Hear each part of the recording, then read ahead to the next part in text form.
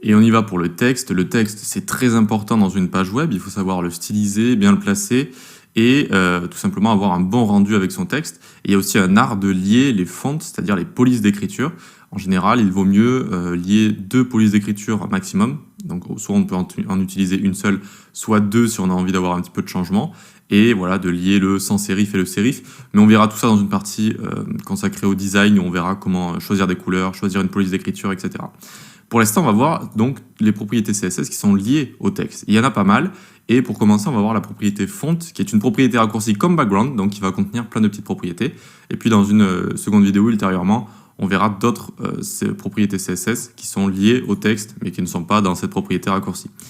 Donc ici, on va enlever notre accueil, on va faire un H1 lorem 5, hop, histoire d'avoir juste un petit peu de texte ici. Très bien, ensuite on va s'ouvrir le H1 et on va pouvoir découvrir toutes ces propriétés tranquillement. Pour commencer, font style. Font style, on s'en sert, donc vous voyez quand vous écrivez avec VS Code comme ça, donc juste font S, vous appuyez sur Entrée ou sur Tab, et puis en général, il va vous proposer également les valeurs si vous rentrez directement comme ça dans votre propriété.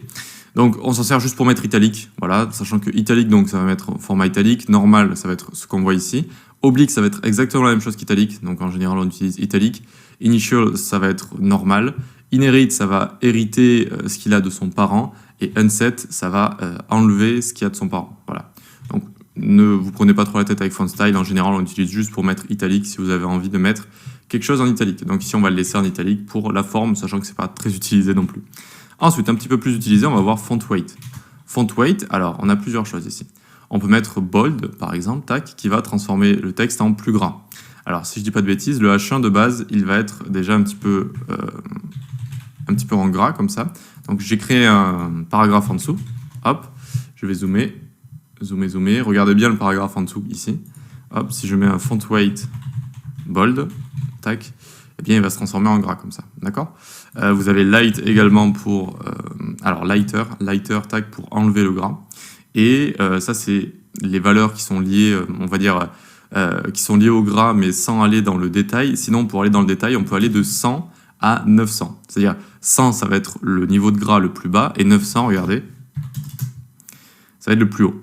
Alors, des polices d'écriture qu'on va pouvoir importer, en fait, quand elles sont très complètes, elles ont un niveau de gras sur chaque centaine, si vous voulez. D'accord? Donc là, je mets 800, ça va baisser. Je mets 700, ça va baisser. Alors que là, vous voyez que ça ne bouge pas. Donc, on va dire de manière basique, en général, c'est tous les 300, si je dis pas de bêtises. Ah, même pas ici, vous voyez. 500 peut-être. Voilà, 500, ça s'est baissé.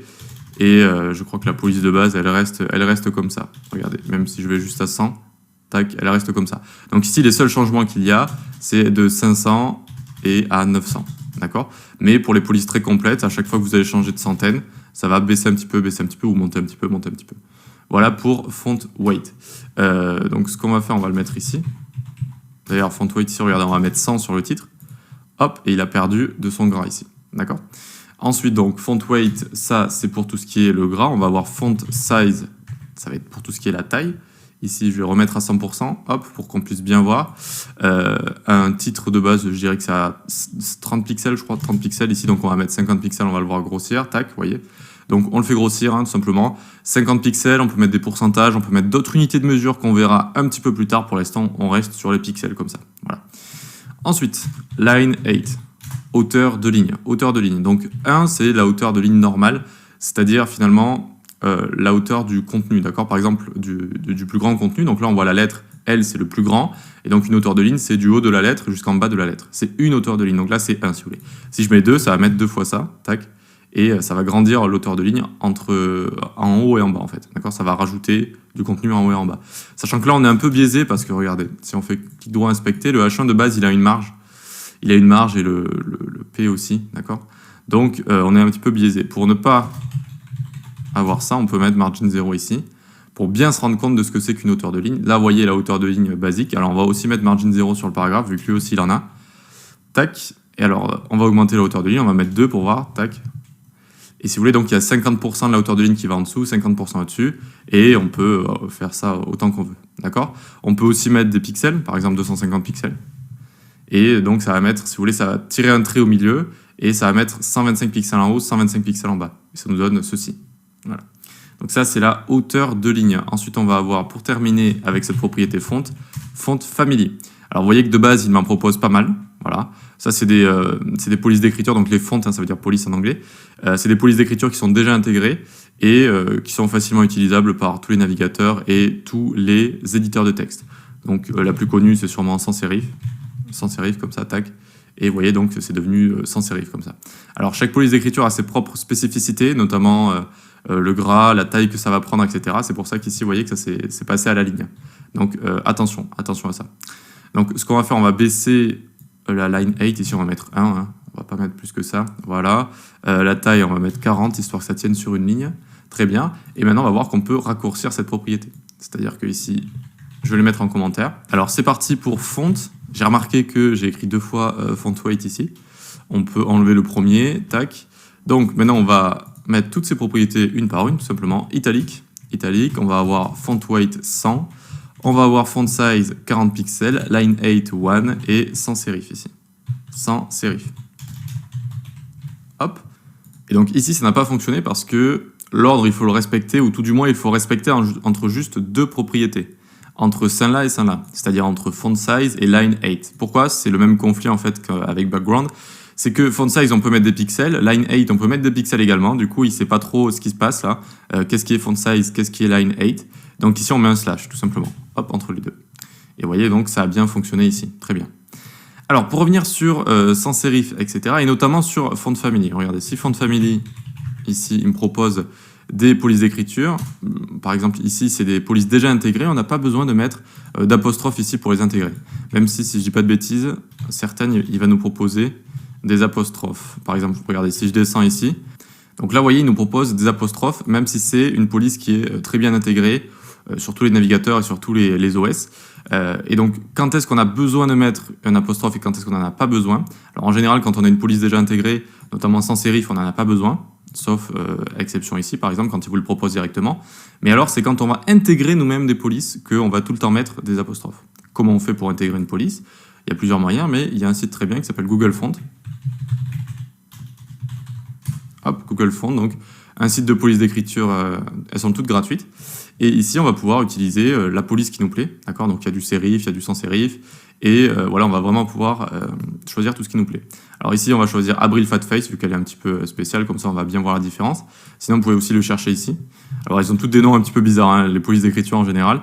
Et donc ici, Abril Fatface, on clique dessus, très bien. On va faire Select this style, tac. Alors l'interface a changé récemment, c'est pour ça que je suis un peu perdu. Et ici, on va cliquer sur Embed. Hop, il va nous proposer un petit link ici. Vous voyez, on prend le link. Et vous allez voir comme c'est facile. Hop, on va dans l'index HTML. On va ici dans notre head, n'importe où.